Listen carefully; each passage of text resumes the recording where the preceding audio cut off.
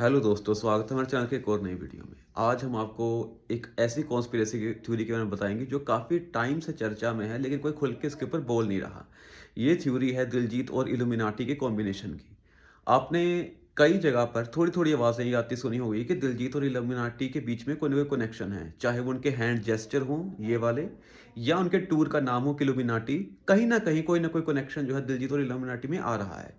अब सबसे पहले जो लोगों के मन में ये चीज़ आती है कि एक सिंगर का, एक पंजाबी सिंगर का एक इंटरनेशनल सीक्रेट ऑर्गेनाइजेशन के साथ क्या रिलेशन हो सकता है। तो सबसे पहले हम इसी पॉइंट को समझाएंगे आपको कि इल्यूमिनाटी का सिंगर्स के साथ रिलेशन आज से नहीं है, ये बहुत सालों से है। और ये क्यों होता है, उसका इम्पैक्ट क्या होता है, क्यों किया जाता है, उसके बारे में आपको सिंपल शब्दों में समझाएंगे।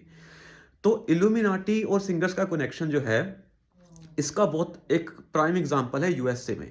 यूएसए में काफ़ी सिंगर्स जो हैं, जिसमें कि जे-ज़ी और बियोंसे का नाम भी लिया जाता है। वहाँ पे बहुत कॉमन ये चीज़ चलती है, लोगों की दिमाग में ये परसेप्शन है कि जो जे-ज़ी और बियोंसे हैं, इनका कहीं न कहीं कनेक्शन जो इल्यूमिनाटी के साथ है। अब इल्यूमिनाटी इनके साथ कनेक्शन रखती क्यों है? क्योंकि इल्यूमिनाटी का जो मेन फंक्शन है, वो है कि लोगों को अपने हिसाब से चलाना। जो पब्लिक है, जो जनरल पब्लिक है, जो भोली-भाली जनता है, उसको अपने हिसाब से चलाना। इसके लिए वो अलग-अलग टैक्टिक्स यूज़ करते हैं।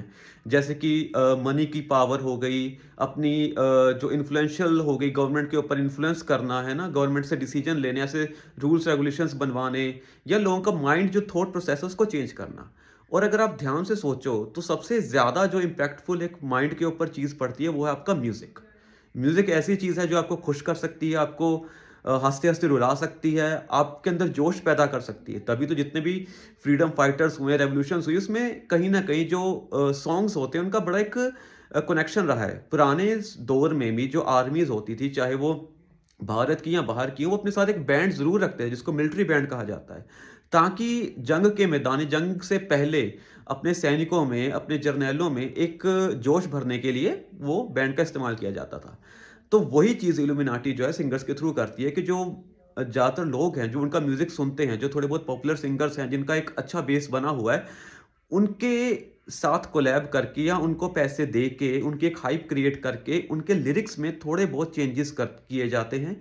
दूसरी चीज़ क्या है कि उनके थ्रू जो है अपने मैसेजेस, जो कि इल्यूमिनाटी के मैसेजेस हैं, जो सेटन से कहीं न कहीं जुड़ते हैं, सेटन वर्शिपिंग से कहीं न कहीं जुड़ते हैं, वो सिग्नेचर्स, वो साइन्स, वो इशारे, वो चिन्ह जो हैं, वो इस्तेमाल किए जाते हैं इनकी परफ़ॉर्मेंसेज़ के दौरान। अनजाने में, जाने में कहीं न कहीं वो हमारे दिमाग में घर कर जाते हैं और हम उसके इन्फ्लुएंस में आ जाते हैं। हम अपनी तरफ से तो भगवान की पूजा करते हैं, लेकिन कहीं न कहीं हमारा कनेक्शन जो है, वो इन सिग्नेचर्स, इन साइन्स के द्वारा इनसे कनेक्ट होके उस शैतान या सेटन के साथ भी जाके मिल जाता है।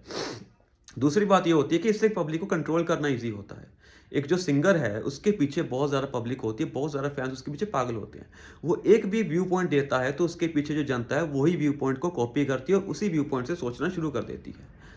तो ये जब ब्लैक अफ्रीकन अमेरिकन्स जिसको बोला जाता है अमेरिका में, उनके साथ ये चीज़ बहुत बार हुई है। बहुत सारे ऐसे सिंगर्स हैं जिन्होंने कि इन अफ्रीकन अमेरिकन्स को इन्फ्लुएंस किया, नेगेटिव इन्फ्लुएंस किया, और उनके अंदर, उनके दिमाग में ये इल्यूमिनाटी का जो सिग्नेचर्स हैं, जो उनके तरीके हैं, उनको उनके दिमाग के अंदर डाला।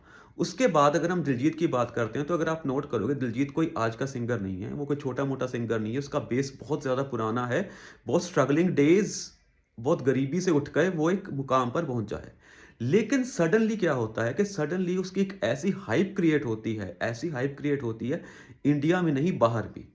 हर एक उसका कॉन्सर्ट जो है, उसके साथ कोई ना कोई रिकॉर्ड जुड़ा होता है कि आज उसने ये रिकॉर्ड तोड़ दिया, आज ये रिकॉर्ड तोड़ दिया, आज ये गेस्ट सेलिब्रिटी आ गया। ऐसे-ऐसे सेलिब्रिटीज़ जो कई-कई सालों से गायब है, कई-कई महीनों से गायब हैं, लाइमलाइट में नहीं है, वो सडनली अपनी पहली अपीयरेंस कहाँ पे करते हैं? दिलजीत के कॉन्सर्ट में। जैसे अभी दीपिका पादुकोण का हुआ हाल ही में, प्रेगनेंसी के बाद उनकी फर्स्ट अपीयरेंस जो आती है, बड़ी अपीयरेंस जो आती है, वो दिलजीत के कॉन्सर्ट में आती है।